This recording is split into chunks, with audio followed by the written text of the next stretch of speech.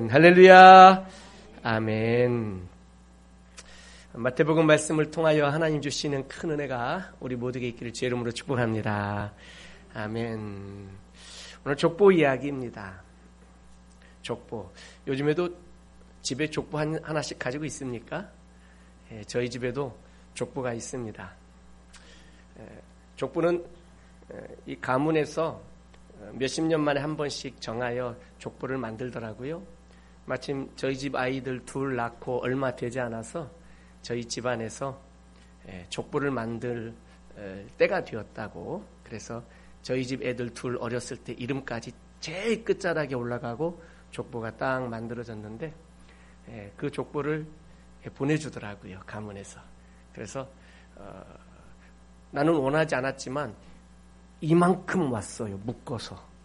그리고 한 권에 얼마라고 해서 돈 내래요. 그래서 돈을 냈어요. 그 족보가 신발장 안에 들어있습니다. 그대로 묶여서 제가 오늘 가지고 올까 하다가 신발장에서 꺼내서 가져오기가 좀 그래서 가져오진 않았는데, 뭐 가문을 무시해서가 아니라 꼽아놓을 데가 없어요, 족보를. 그리고 그 족보가 내 인생에 그렇게 큰 무슨 도움이 되거나 그 족보가 내 인생을 이렇게 높여주거나 저는 그렇게 생각하지 않아요. 내가 또 이 가문을 위해서 살아야겠다는 마음도 별로 없어요. 오직 주와 하나님 나라를 위해서 살아야겠다라는 마음으로 그렇게 살고 있습니다. 집안을 무시하란 말씀은 아닙니다. 오해하지 마십시오. 성경에 족보가 나옵니다. 특별히 오늘 마태복음 1장을 시작하면서 예수님의 족보가 나와요. 김병주 목사의 족보는 별로 영양가가 없습니다. 누구에게 내세울 것도 없습니다. 여러분 혹시 제가 김씨인데 유명한 김씨 집안들 많이 아시지 않습니까? 무슨 안동 김씨니 김해 김씨니 경주 김씨니 또 어떤 김씨들은 그 안에 또 파가 있어요. 무슨 파 몇 대손이니. 저희 집안은 그런 집안 아닙니다. 드러나 보셨습니까? 양근 김씨. 제가 양근 김씨예요. 양근이 어디냐? 저는 양근이 경상도 어딘 줄 알았어요. 그런데 양근이 어딘지 안지 얼마 안 돼요. 알아보았더니 양평의 옛 이름이 양근이더라고요. 그래서 족보가 양근 김씨와 양평 김씨가 한 족보에 나와요. 김병주 목사의 족보는 별로 내세울 것도 없고 그걸 누구에게 말한다고 그래서 의미 있는 일이 하나도 아니에요. 그러나 예수님의 족보는 달라요. 예수님의 족보는 그 족보 자체가 우리의 생명과 연결되어져 있는 구속사의 족보이기 때문에 예수님의 족보는 굉장히 특별한 의미가 있다는 겁니다. 예수님은 오늘 1장 1절에 보니 아브라함과 다윗의 자손 예수 그리스도의 계보라 라고 말씀하며 14대 그래서 총 3대로 나뉘어진 14대가 3번 나오는 이러한 족보로 오늘 등장하게 되는 것을 봅니다. 사실은 족보에 기록해야 될 사람이 이보다 더 많이 있지만 선별하여 족보에 이렇게 올린 이름들을 우리가 알 수 있게 되는데요. 대부분 유대인의 족보는 장자들을 따라갑니다. 장자들. 그래서 그 아비의 장자가 그 다음 족보가 나오고 또 이 장자의 장자가 그 다음 족보의 이름이 나오는 것들이죠.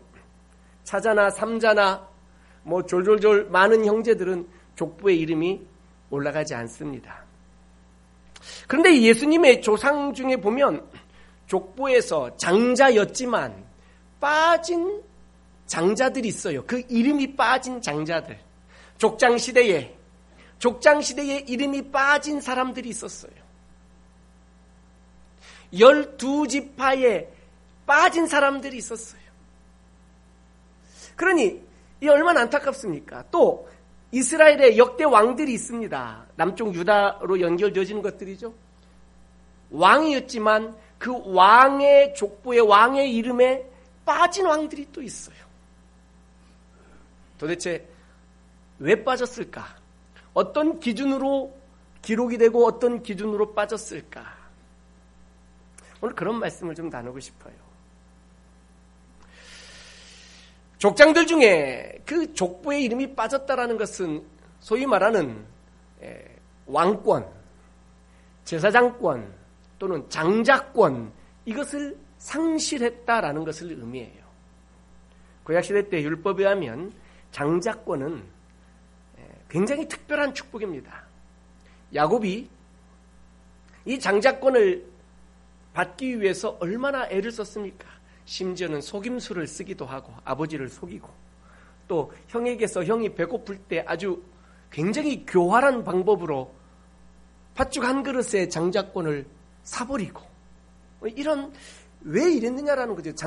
그 장자권은 굉장히 중요한 의미가 이스라엘 사람들에게 있었다라는 거예요. 장자에게는 2배의 몫의 축복을 줍니다. 2배의 몫. 다른 형제들보다 유산을 2배를 줍니다. 오늘날에는 남자 여자 할 것 없이 전부 다 똑같이 1대1대1이죠. 제가 알기로는 배우자에게는 1.5고 나머지 자녀들에게는 아들, 딸 구별 없이 다 1입니다. 1. 그러니까 1.5대 1대 1대 뭐 이렇게 다 1이에요. 딸에게도 유산이 상속되는 게 합법이죠.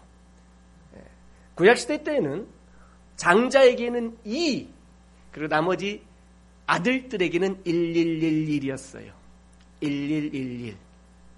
아들이 없는 경우에는 딸들에게도 유산이 상속되어졌는데 아들들이 있을 때에는 딸들에게 유산 상속이 되지 않았어요. 자, 장자라는 것은 왕권을 가지고 있고 제사장권을 가지고 있고 또 2배의 몫을 가진 이 장자의 권리가 너무나 중요한데 이 족보에서 이름이 빠졌다라는 것은 그 장자권을 상실해버렸다라는 거예요.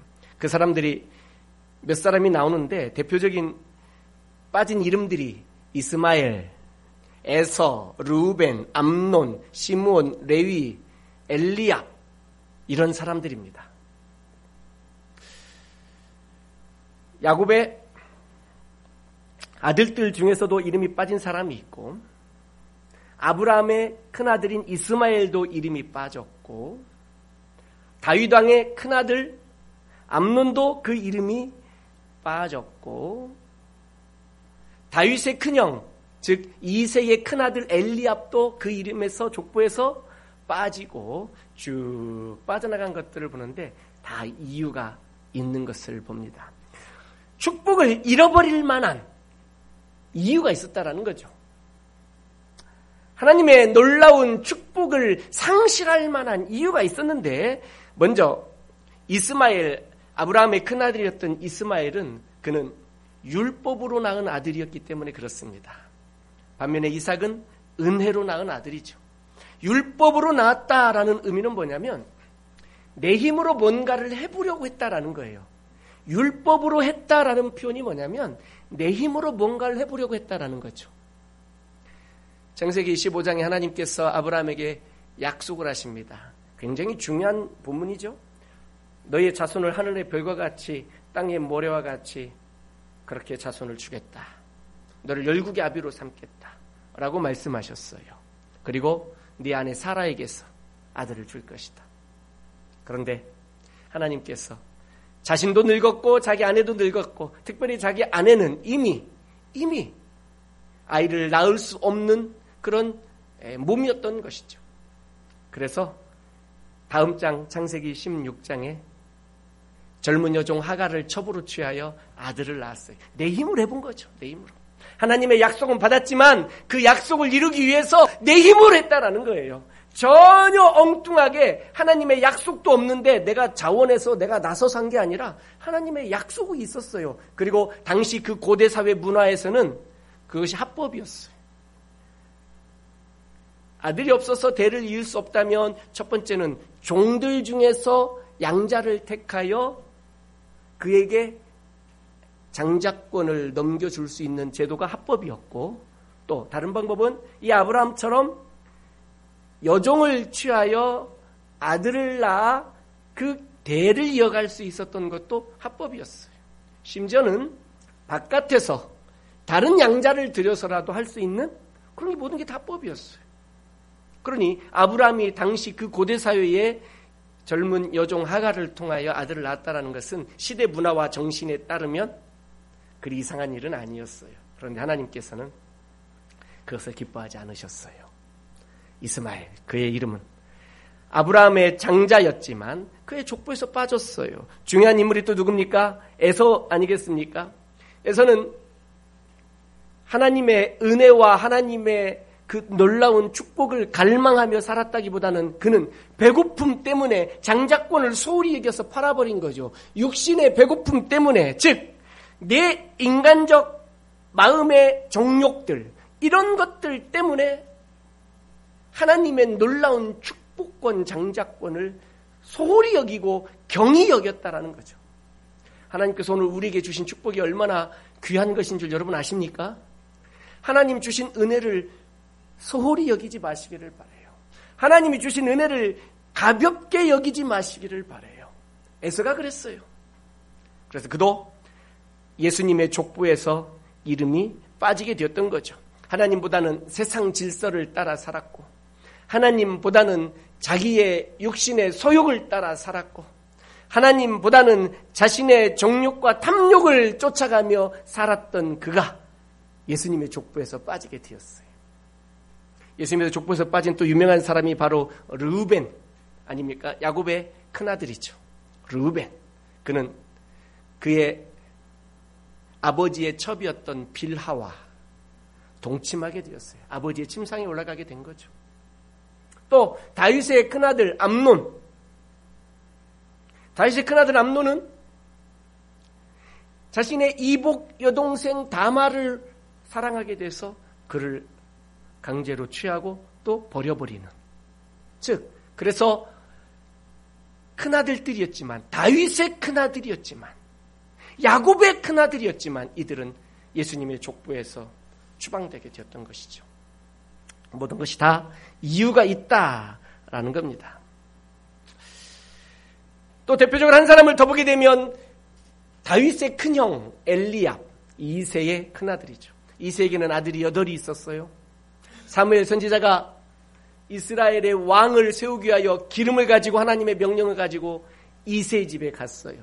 아들들을 모아라 했더니 7명을 모았어요. 그래서 큰아들 한 사람씩, 큰아들부터 쭉 두르게 한 거죠. 엘리압이 들어왔어요. 키도 크고 얼굴도 잘생겼고 용모가 아주 빼어났다라는 겁니다. 그런데 하나님께서 사무엘 선지자에게 사무엘은 당신 마음에 딱 들었어요. 딱 들었어요. 하나님께서 그런데 뭐라고 말씀하시냐면 내가 이미 그를 버렸다라고 말씀하고 있어요. 큰아들이었지만 예수님의 족보에서 빠지게 되었다라는 것입니다. 사랑하는 성도 여러분, 우리의 인생이 무엇을 위하여 살아가야 되는지 우리가 다시 한번 살펴볼 수 있기를 원해요. 왕이었지만 예수님의 족보에서 빠진 사람도 성경에 4사람이 있어요.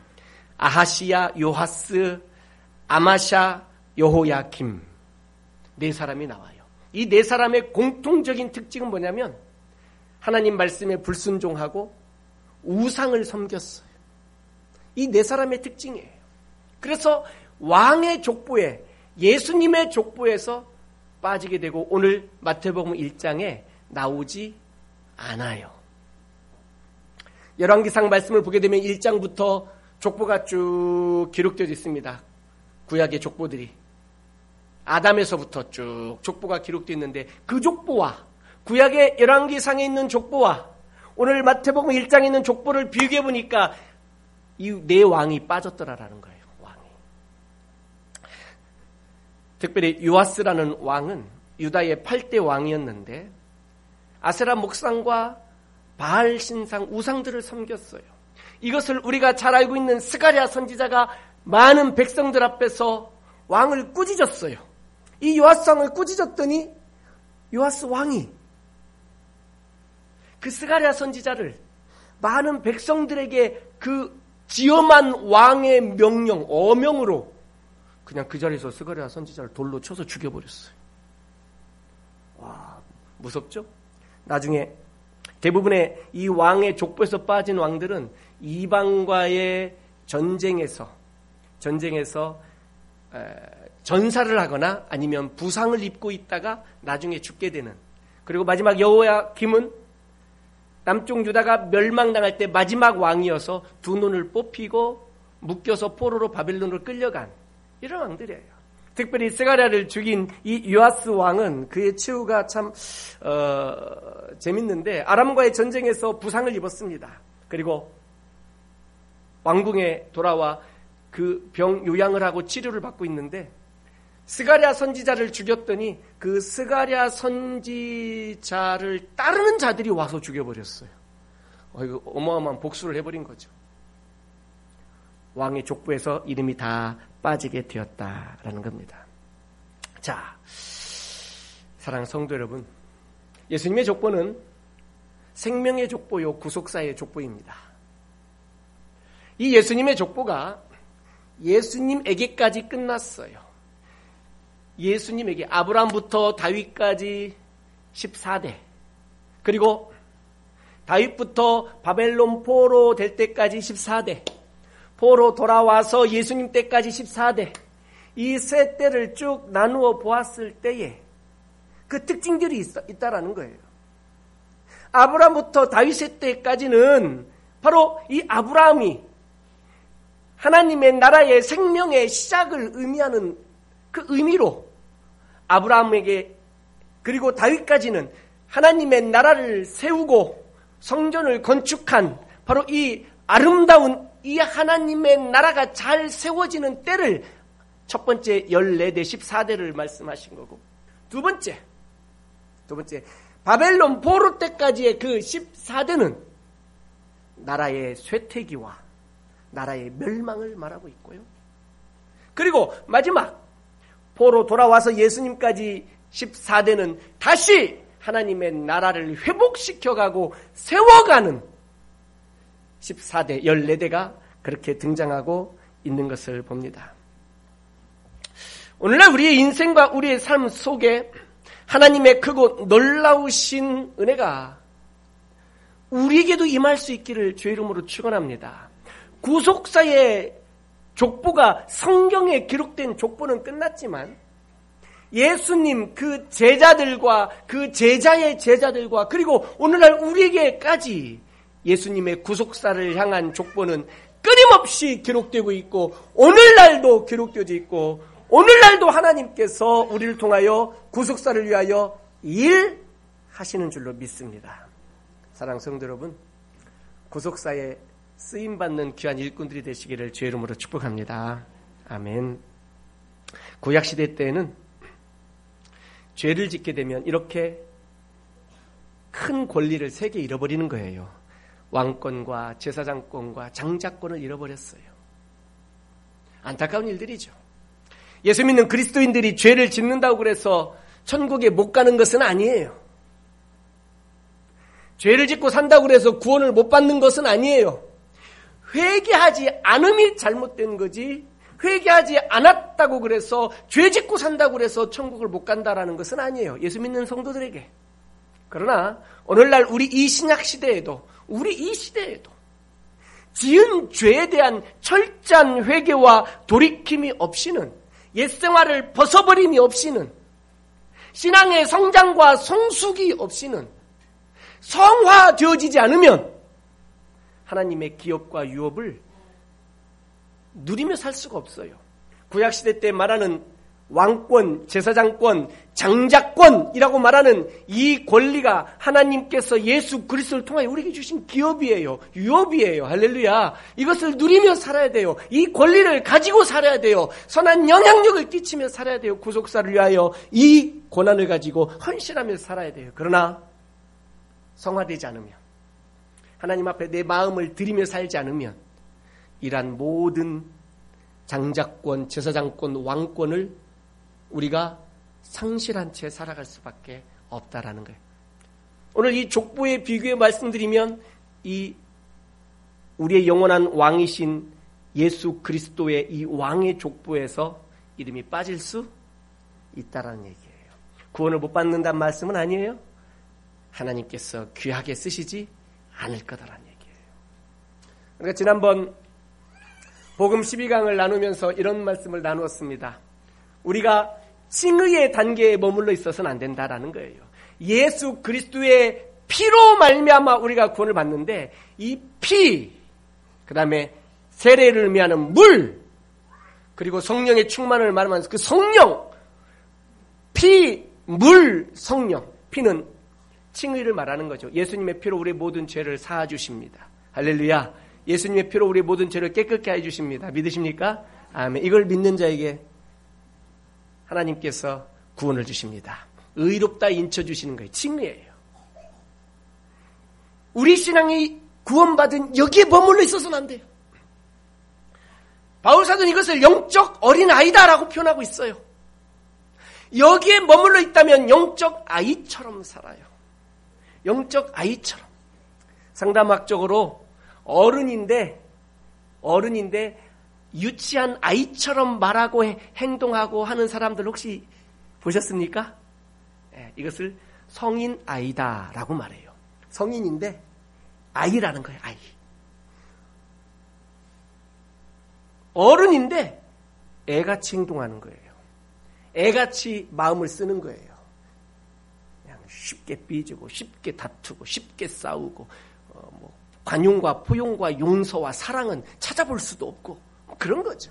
아직 철이 덜 들었다. 아직 성숙하지 못하다라는 거예요. 영적으로도 그렇다라는 거예요. 영적으로도.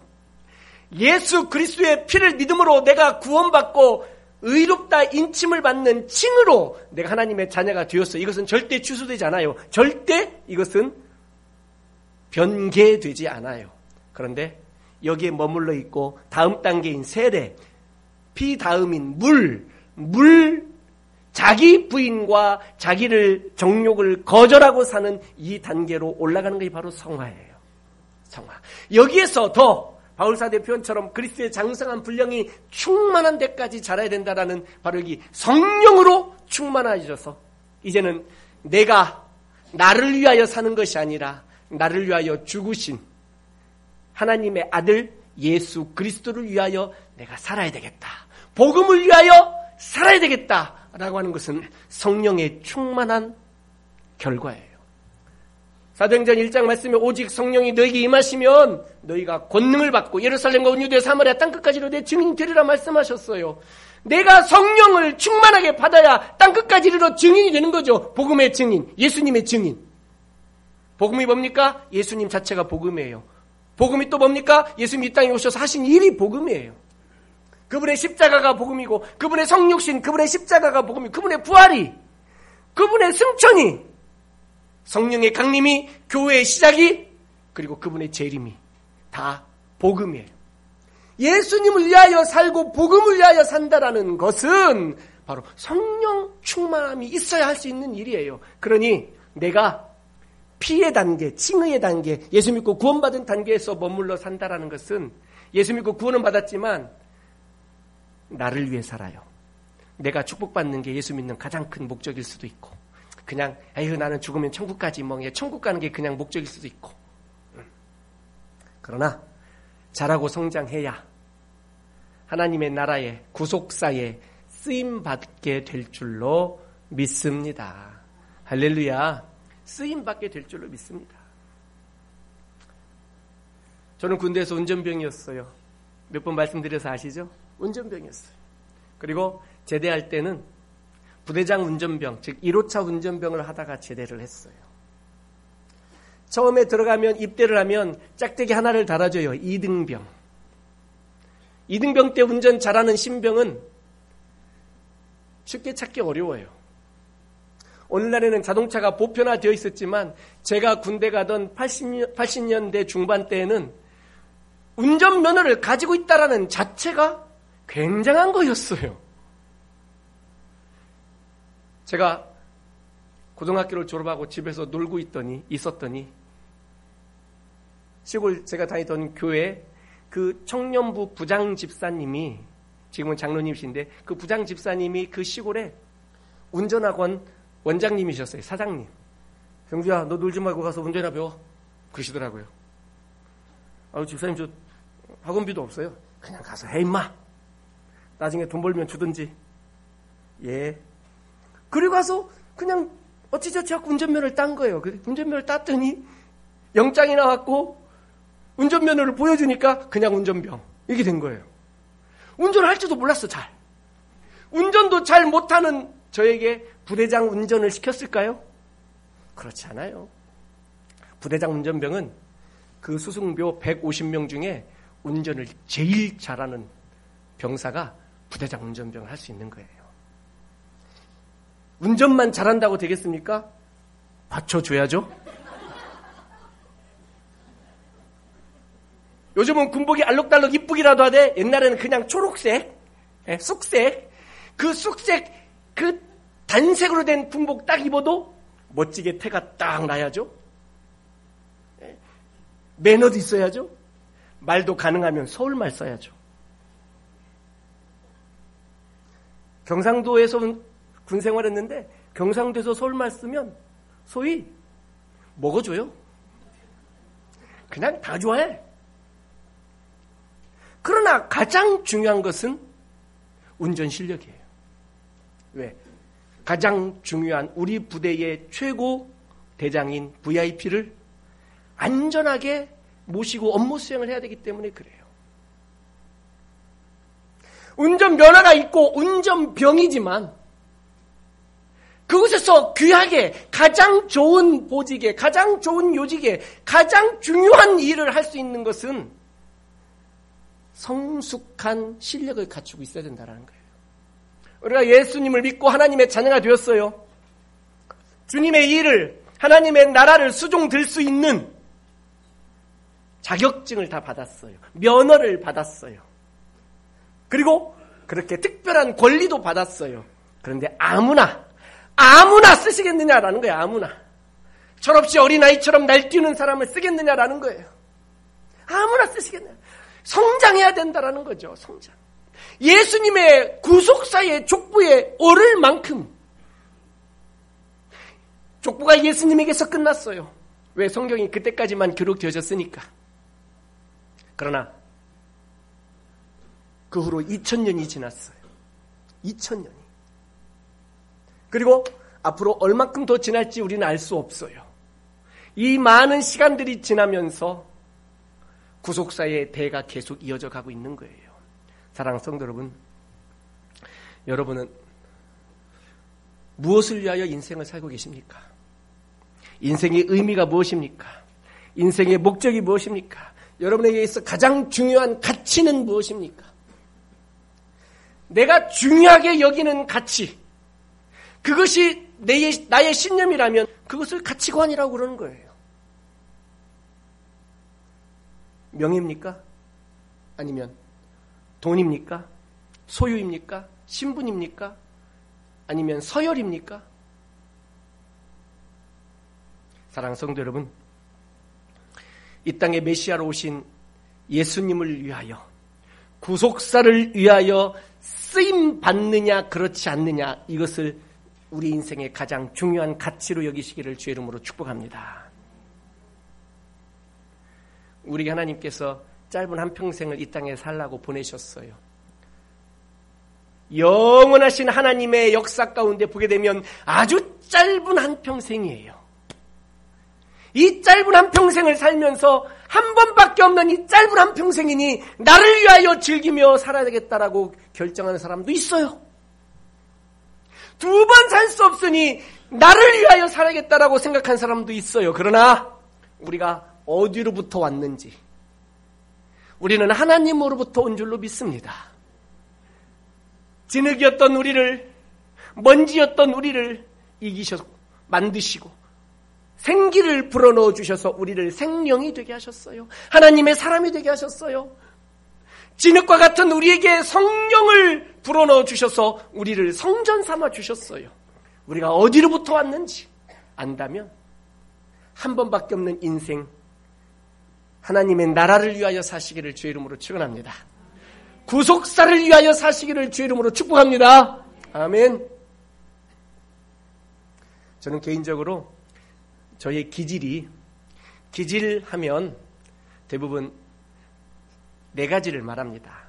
담즙, 다혈, 점액, 우울, 이 네 가지를 말해요. 사람마다 그 기질이 조금씩 달라서 어떤 사람은 이런 기질, 어떤 사람은 저런 기질, 또 대부분 두 가지가 섞여 있는 것, 이런 경우들이 많아요. 저는 다혈 기질이 굉장히 강합니다. 다혈이 뭐 혈기가 많다 이런 의미가 아니라 이름이 그런 건데 흥과 재미가 있다라는 거예요. 저 보면 늘 흥이 있어 보입니까? 전 늘 웃고 있죠? 웃는 게 아닌 게 아니라 진짜 웃는 거예요. 진짜 웃는 거예요. 전 즐거워요, 인생이. 제 아내인 저희 사모도 저를 인정해주는 게 뭐냐면 굉장히 긍정적이다는 거예요. 긍정의 최대 절정이에요. 긍정의 최대 절정. 저는 긍정의 힘을 읽지 않았어도, 물론 읽었지만 그걸 읽기 전에도 저는 완전 긍정한 사람이에요. 원래 하나님을 믿고 예수님을 믿어서 긍정적이 되었다. 물론 그것도 굉장히 큰 은혜예요. 그러나 하나님이 저를 처음부터 만드실 때부터, 태어날 때부터 긍정의 사람이었어요. 저에게 굉장히 중요한 것은, 개인적으로 굉장히 중요한 것은 다혈 기질이 강하다 보니까 재미가 있어야 돼요. 무슨 일을 해도 즐거워야 돼요. 즐겁지 않으면 힘이 안 나요. 재미가 없으면, 기쁘지 않으면 하고 싶은 마음이 별로 안 들어요. 그런데 우리 인생이 모든 게 다 재밌고 즐거운 것만 할 수 있냐고요. 때로는 즐겁지 않아도, 때로는 기쁘지 않아도, 때로는 행복하지 않아도, 힘들어도, 고달파도 의미 있는 일이 있다면, 확실한 명분이 있는 일이 있다면 그 의미와 명분을 붙잡고 재미없어도 힘들어도 이걸 붙잡고 해야 하는 게 우리 인생 아니겠어요? 제가 목성회를 굉장히 열심히 하죠? 제 간증을 하나 할게요. 제 설교 시간에 대부분 간증 거의 안 하는데 오늘 간증 한번 해보겠습니다. 제가 이번 9월 달에 영국 목성회에 가서 런던에서 강의를 해요. 그리고 9월 18일부터 강의를 하고 그 다음 한 주간 뒤인 9월 25일부터는 불가리아 목성회에 가서 불가리아에서 또 강의를 해요. 그런데 이런저런 일들 때문에 유럽 중동 목성회의 그 회장님과 조금 어떤 이 행정적 절차들 때문에 조금 마음이 상하셨던 모양이에요. 유럽 회장님이. 근데 좀 마음이 상하셨으면 저하고 좀 얘기 좀 대화 좀 하고 잘 풀으면 좋을 텐데 저하고 대화도 했어요. 제가 그걸 감지하고 대화를 많이 했는지 잘 안 풀어주시더라고요. 마음에 계속 꿍 하고 계시는데 막 제가 속상한 거예요. 저하고 대화를 충분히 했는데 그리고 저는 다 됐다고 생각을 했고요. 충분히 이 정도면 서로 마음을 잘 나눴다 했는데 이분이 좀 마음이 덜 풀렸던 모양이에요. 사람마다 좀 다르지 않겠어요? 덜 풀리셨던 모양이에요. 그래서 우리 목성연의 이 탑 리더십, 우리 굉장히 높은 분들에게 당신의 불편함을 저에 대해서 이렇게 좀 이렇게 말씀을 드렸던 것 같아요. 그 얘기를 제가 나중에 들었어요. 제 마음이 기뻤겠어요? 화가 났겠어요? 막 화가 나는 거예요. 와, 이거 어떡하면. 그래서 막 속에 이런 마음이 드는 거죠. 확 가지 말아버려? 막 이런 마음이 드는 거예요. 아니, 오라고 비행기표 주는 것도 아니고, 나도 목회하기 바쁜데 시간을 2주나 뺏어가서 강의하고 가서 섬기고 오는 건데, 아니, 내가 무슨 해외여행을 못 해봐가지고 안달난 사람도 아니고, 그 여행으로 가는 것도 아니고, 일하러 가는 건데, 갇혀서 내내 강의만 하다 와야 되는데, 차라리 그 돈이면 그냥 여행 가겠다. 가지 말까? 막 이런 생각이 드는 거예요. 참, 그래서 사실은 지난 한 주간 새벽기도 와가지고 앞에 앉아서 아버지 어떻게 하면 좋겠어요. 사실은 그 기도를 일주일간 했어요. 아버지 정말 여기까지 치밀어 오르는데 어떻게 하면 좋을까요? 저는 재밌고 즐거워야 동기부여가 되는데 재미와 즐거움을 다 잃어버린 거예요. 가고 싶지 않은 거예요. 다 하기 싫어버린 거예요. 그런데 기도하면서 저를 깨닫게 하는 게 뭐냐면, 너 재미없어도 명분을 잡아라. 즐겁지 않아도 의미를 붙잡아라. 이런 제 안에 내적인 음성으로 가득 주시는 거예요. 하나님 알겠습니다. 깨끗이 정리하겠습니다. 제가 또 원래 뒤끝은 없잖아요. 깨끗이 정리하겠습니다. 그리고 그분에게 카톡을 보내드렸어요. 그랬더니 카톡을 드렸더니 또 조금 불편한 말씀을 또 주시더라고요. 그래서 또 제가 다 받아주고 또 잘 보냈어요. 그리고 싹 끝났어요. 사랑하는 성도 여러분, 얼마나 기쁜지 몰라요. 의미 있는 일을 붙잡으니, 명분을 붙잡으니 다시 힘이 나는 거예요. 여러분의 인생에 의미 있는 일이 뭡니까? 여러분을 움직이는 명분이 뭡니까? 세상 물질이 의미 있고 명분입니까? 지식이 명분이고 지식이 의미 있는 일입니까? 명예가 그렇습니까? 건강이 그렇습니까? 외모가 그렇습니까? 뭡니까? 도대체 뭐예요? 사랑하는 성도 여러분, 하나님의 나라와 구속사가 우리 인생의 의미가 되기를 바라고 우리 인생의 명분이 될 수 있기를 주의 이름으로 축원합니다. 여러분, 그래서 우리가 더욱 믿음으로 하나님 앞에 설 수 있기를 주의 이름으로 축복합니다. 아멘. 하나님의 나라 그냥 세워지는 게 아니죠. 예수님께서 이 땅에 오실 때에 예수님의 족보에 보게 되면 그냥 저 같으면 예수님 같은 왕이시면 그냥 구름 타고 내려오셨으면 좋았을 것 같아요. 구름 타고 아 이분이 우리의 메시아다라고 모든 사람이 보는 데서 내려오셨다면 모든 사람이 다 이분을 왕으로 메시아로 구세주로 인정했을 거예요. 그런데 예수님은 구름 타고 하늘에서 뚝 떨어져 내려오신 게 아니라 사람들의 족보를 통해서 사람들을 통하여 오셨다라는 사실이에요. 하나님의 나라는 하나님께서 이렇게 사람들을 통하여 구속사를 진행하는 줄로 믿습니다. 하나님 나라에 쓰임받으시기를 주의 이름으로 축원합니다. 구속사에 쓰임받는 여러분의 족보가 될 수 있기를 주의 이름으로 축복합니다. 예수님의 족보에 그 다음 예수님 뒤로 쓰여질 그 족보에 이제는 주님의 재림하실 그날에 우리 모두의 이름이 구속사의 그 족보에 왕의 족보에 쓰여질 수 있기를 주의 이름으로 축원합니다. 아멘. 기도하겠습니다. 하나님 아버지 감사합니다.